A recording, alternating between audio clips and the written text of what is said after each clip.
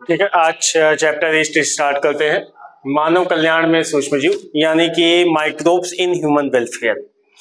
जैसा कि हम लोगों को पहले से पता है कि हमारा जो यूटिलाइजेशन है या हमारा जो उपयोग है वो बढ़ता जा रहा है। उपयोग बढ़ते जाने का मतलब यह है कि हम रोज किसी ना किसी नई चीजों का उपयोग करते हैं और वो नई चीजों के हमारे पास दो स्रोत हैं। हमारे पास किसी भी चीज का दो स्रोत होता है, एक होता है एनिमल और दूसरा होता है प्लांट।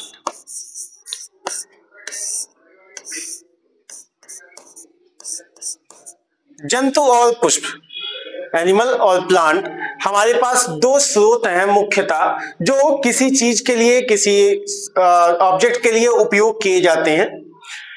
इस उपयोग को छोड़कर अगर इन दोनों को हम छोड़ दें तो हमारे पास कुछ नई चीजों का उत्पादन होना चाहिए जिससे हम कुछ नई चीजों पे डिपेंड हो सकें। जब हम किसी नई चीजों पे निर्भर होंगे तो इनकी संख्या जो होगी वो एक स्तर पे रुकेगी। अगर हम किसी चीज का उपयोग बहुत ज्यादा कर रहे हैं तो उसकी संख्या में गिरावट आती है। उसी तरीके से अगर हम पौधों का उपयोग करें या जंतुओं का उपयोग करें तो उनकी संख्या में गिरावट आएगी। 1980 में 1980 में एक मूवी आई थी जिसका नाम था रोटी कपड़ा और मकान। इसी को बाद में साइंस ने बताया कि फूड, क्लॉथ्स एंड शेल्टर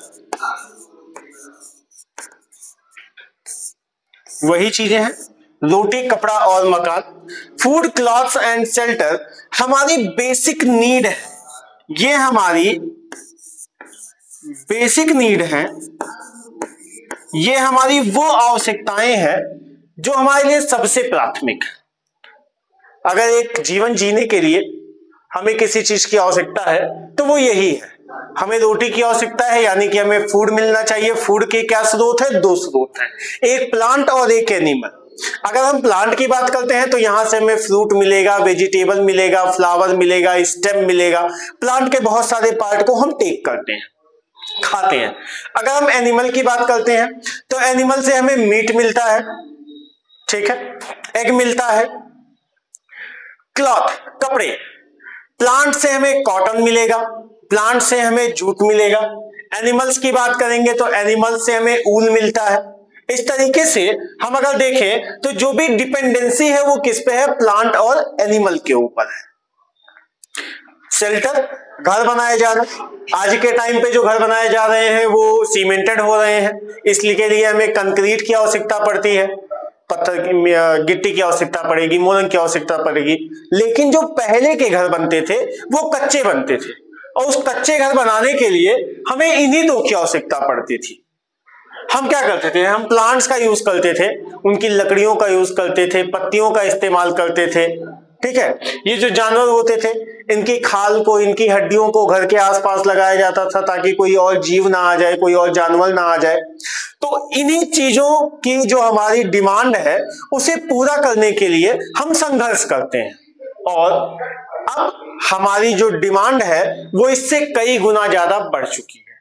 हमारी जो भूख है वो इस खाने से कई गुना ज्यादा बढ़ चुकी है और उस खाने की कमी को बचाने के लिए, जो खाने की कमी है वो हम पर हावी ना हो पाए, इसलिए हम क्या करते हैं? हम आते हैं माइक्रोब्स की तरफ। हमारे पास माइक्रोब्स की एक कैटेगरी है, सूक्ष्म जीवों की सूक्ष्म जीवों का एक समूह है और इस सूक्ष्म जीवों के समूह के साथ मिलकर हम क्या करते हैं? नए उत्पादन करते हैं। नए उत्पादन किस चीज के? हम यहां पे कुछ फूड प्रोडक्ट्स बनाएंगे, हम यहां पे कुछ खाने की चीजें बना सकते हैं, कुछ ऐसी खाने की चीजें जो आसानी से खराब ना हो, कुछ ऐसे खाने की चीजें जो हमारे लिए लाभदायक हो, कुछ ऐसे खाने की चीजें जो हमें वो तत्व दे सके जो एक आम भोजन नहीं दे सकता। दूसरा, फूड के साथ हमें हमारी जो रोजमर्रा की जिंदगी है उसमें कुछ चीजें जो भी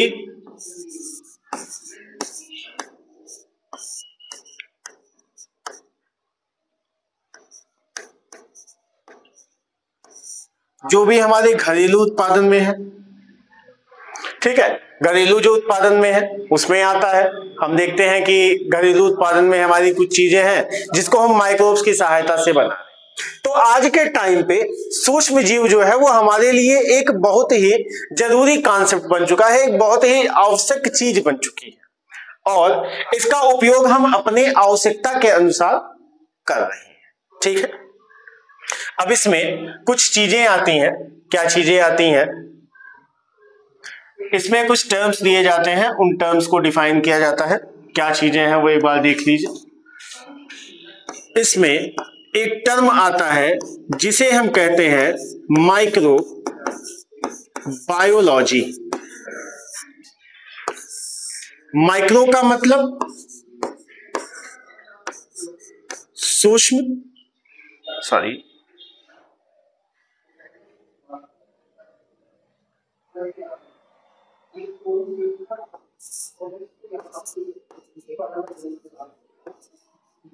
माइक्रो का मतलब होता है सूक्ष्म और बायोलॉजी का मतलब होता है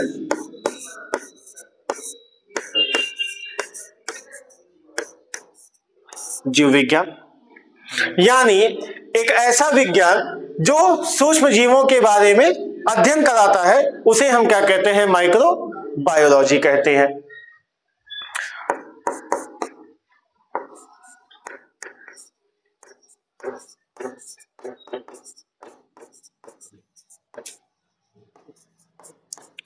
माइक्रोबायोलॉजिस्ट, फिर से माइक्रो का मतलब सूक्ष्म,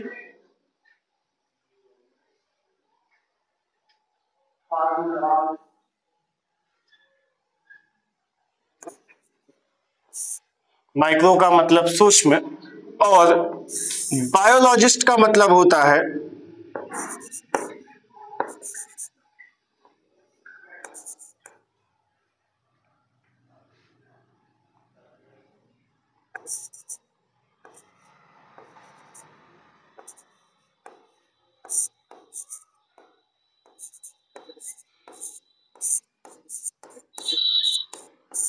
अध्ययन करने वाला। यानी ऐसे व्यक्ति, ऐसे वैज्ञानिक जो सूक्ष्म जीवों के बारे में अध्ययन करते हैं उन्हें हम क्या कहते हैं? माइक्रोबायोलॉजिस्ट कहते हैं। और माइक्रोबायोलॉजी यानी कि सूक्ष्म जीवों का अध्ययन, सूक्ष्म जीवों का अध्ययन माइक्रोबायोलॉजी कहा जाएगा और सूक्ष्म जीवों के अध्ययन करने वाले व्यक्ति को माइक्रोबायोलॉजिस्ट कहा जाएगा। यहां पे जो सबसे पहला टर्म था और जो इंपॉर्टेंट टर्म था वो था हमारा माइक्रोब्स। माइक्रोब्स क्या? हमने कहा सूक्ष्म जीव। अगर हम कहें कि सूक्ष्म जीव कैसे हैं और क्या इससे दिखाई देते हैं, तो इसके लिए हमारे पास कोई शब्द नहीं है। क्यों नहीं है? क्योंकि सूक्ष्म जीव हमें नग्न आई से दिखाई नहीं देते। नेकेड आई से, नग्न आंखों से सूक्ष्म जीव हमें नहीं दिखाई देते हैं और सूक्ष्म जीव को देखने के लिए एक खास तरीके के, विशेष तरीके के यंत्र का उपयोग किया जाता है और उस यंत्र को कहा जाता है माइक्रोस्कोप, सूक्ष्मदर्शी। माइक्रोस्कोप या सूक्ष्मदर्शी की सहायता से हम सूक्ष्म जीवों को देख सकते हैं। सूक्ष्म जीव कहां पाए जाते हैं? सूक्ष्म जीव हर जगह पाए जाते हैं, एवरीवेयर। चाहे वो लैंड हो, जमीन हो, चाहे वो आसमान हो, चाहे वो हमारा स्पेस हो, स्पेस में भी क्या करते हैं? सूक्ष्म जीव पाए जाते हैं। जल के अंदर भी पाए जाएंगे, जो हमारी मिट्टी है उसके अंदर भी पाए जाते हैं, हमारे शरीर के ऊपर और हमारे शरीर के भीतर भी पाए जाते हैं। और इनकी जो एक वैरायटी है, इनका जो एक डाइवर्सिटी है वो बहुत ही वास्ट डाइवर्सिटी है। हम कहते हैं इनका बहुत ही वास्ट डाइवर्सिटी है, यानी इनकी जो भिन्नता है वह भिन्नता बहुत ही बड़ी है, बहुत ही अधिक है। हमें नहीं पता कि माइक्रोब्स कितने प्रजाति के पाए जाते हैं, कितने होते हैं, इनकी संख्या क्या होती है, इस चीज का अनुमान भी नहीं लगाया जा सकता। क्यों नहीं लगाया जा सकता? क्योंकि अगर हम एक मुट्ठी मिट्टी भी ले लेते हैं तो उसमें मिलियंस की सहायता में, करोड़ों की आंकड़ों में क्या होते हैं, माइक्रोब्स पाए जाते हैं, और हम उसका अध्ययन कर सकते हैं, लेकिन उसके बारे में उसकी गिनती का पता नहीं लगा सकते। इस बेसिक नीड को फुलफिल करने के लिए हमने क्या किया, अपने सोर्सेस को बढ़ा दिया, और हमारे पास अब एक नया सोर्स निकल के आया। उस नए सोर्स को हमने कहा माइक्रोब, यानी कि सूक्ष्म जीव। अगर हम बात करते हैं मुख्यतः, तो जो माइक्रोब्स हैं वो कितने प्रकार के होते हैं, चलिए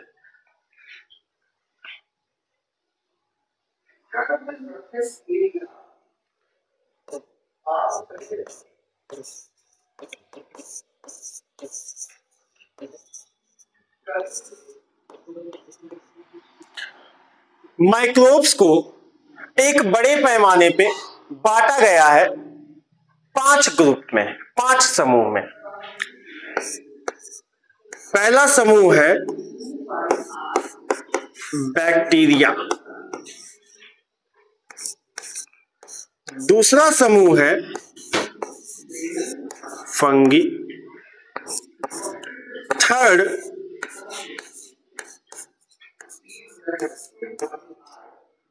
प्रोटोजोआ, फोर्थ एल्गी, और जो पांचवा है वो है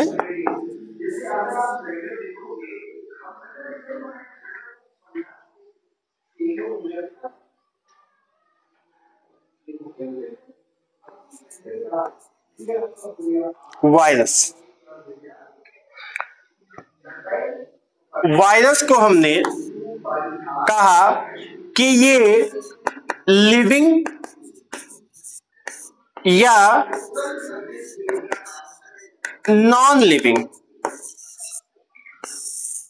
दोनों है, ये सजीव भी है और निर्जीव भी है। ये सजीव और निर्जीव के बीच का वो रेखांतर है जो एक सजीव और निर्जीव को अलग अलग करता है। एल्गी और फंगी ये दोनों प्लांट के समुदाय में आते हैं। बैक्टीरिया और प्रोटोजोआ ये दोनों एनिमल यानी कि जंतु के समुदाय में आते हैं। ये 5 समूह हमारे पास माइक्रोब्स के हैं, यानी कि सूक्ष्म जीवों के हैं। सूक्ष्म जीवों के 5 समूह होते हैं, बैक्टीरिया, फंगी, प्रोटोजोआ, एल्गी और वायरसेस। वायरसेस को कनेक्टेड लिंक बताया गया है लिविंग और नॉन लिविंग के बीच का। बैक्टीरिया और प्रोटोजोआ ये दोनों एनिमल की प्रजाति हैं, यानी जंतु की प्रजाति हैं। फंगी और एल्गी ये दोनों प्लांट की प्रजाति हैं, यानी पौधों की प्रजाति हैं। ये सूक्ष्म जीव हैं, नेकेड आई से दिखाई नहीं देते हैं, तो इनको पढ़ने के लिए, इनका अध्ययन करने के लिए हमें इनके उत्पादन की आवश्यकता होती है। ठीक है, इनका उत्पादन कराया जाएगा। कैसे कराया जाएगा? ये माइक्रोब्स हैं, ये सूक्ष्म जीव हैं, इनका उत्पादन कराया जाएगा। कैसे कराया जाएगा? प्रोड्यूस्ड बाय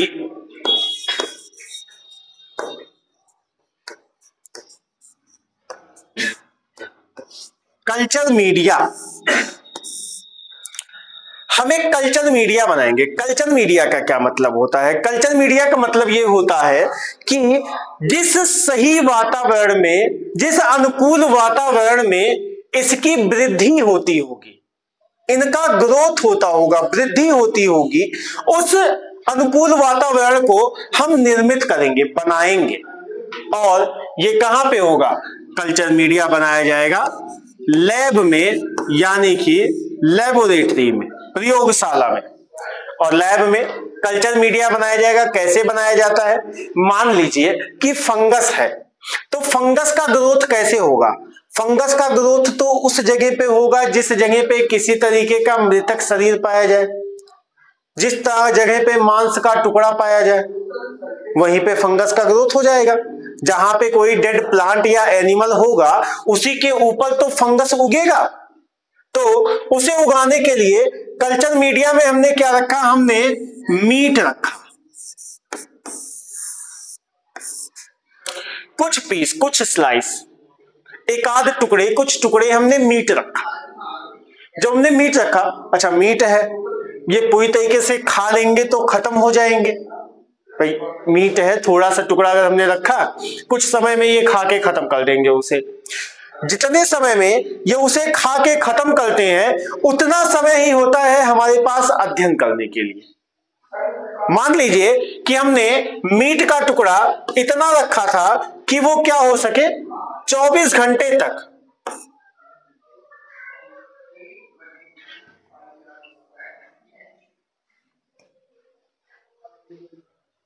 क्या हो गया भैया?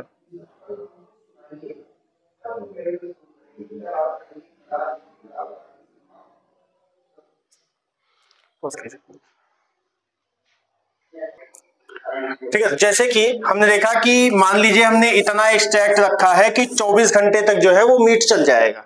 तो अगर हमने 24 घंटे तक का उसका भोजन रखा है तो 24 घंटे में ये आएगा, उसके ऊपर ग्रो करने से लगेगा। अब जब ग्रो करने लगेगा तो इसकी संख्या बढ़ेगी। जब इनकी संख्या बढ़ती है तो ये अपनी संख्या को बढ़ाकर एक कॉलोनी बनाती है। और अगर हमें कभी किसी भी सूक्ष्म जीव के बारे में अध्ययन करना होगा तो हमें इसी कॉलोनी की आवश्यकता होगी। हम एक सूक्ष्म जीव के बारे में नहीं पढ़ सकते क्योंकि एक यूनिट इतना छोटा होता है कि हम उसी को नहीं देख सकते, तो उसके बारे में पढ़ेंगे क्या? तो उसे पढ़ने के लिए हमें उसकी पूरी एक कॉलोनी निर्मित करनी होगी। और कॉलोनी क्या है? उसका समूह है, उसका समुदाय है। वो अपने जैसे बहुत सारे बना लेगा और फिर वो एक कॉलोनी में निर्मित हो जाएगा। उसी कॉलोनी की सहायता से हम उपयोग करते हैं। अब इन माइक्रोब्स का बहुत ही ज्यादा यूज किया जाता है। ठीक है, ये जो माइक्रोब्स है इनका बहुत ही ज्यादा यूज किया जाएगा। क्या यूज किया जाएगा?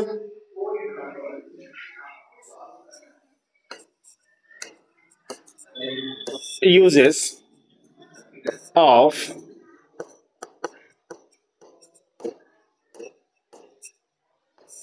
माइक्रोब्स, जो सूक्ष्म जीव हैं इनका उपयोग किया जा रहा है। कहां पे उपयोग किया जा रहा है? दो जगह पे। एक हमारा डोमेस्टिक है जिसे हम घरेलू कहते हैं, और दूसरा हमारा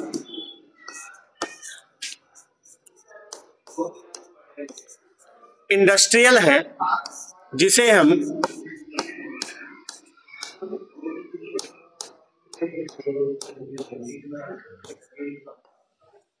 औद्योगिक कहते हैं।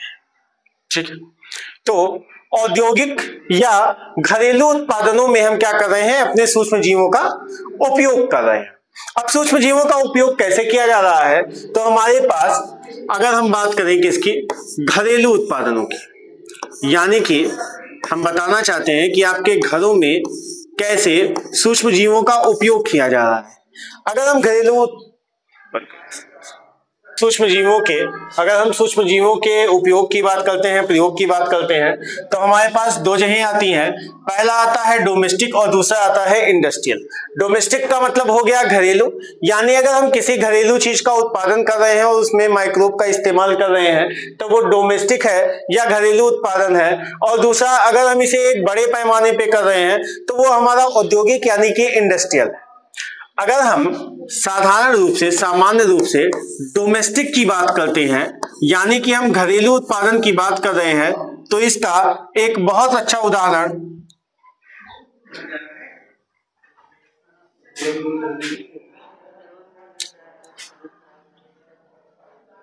बन गया है।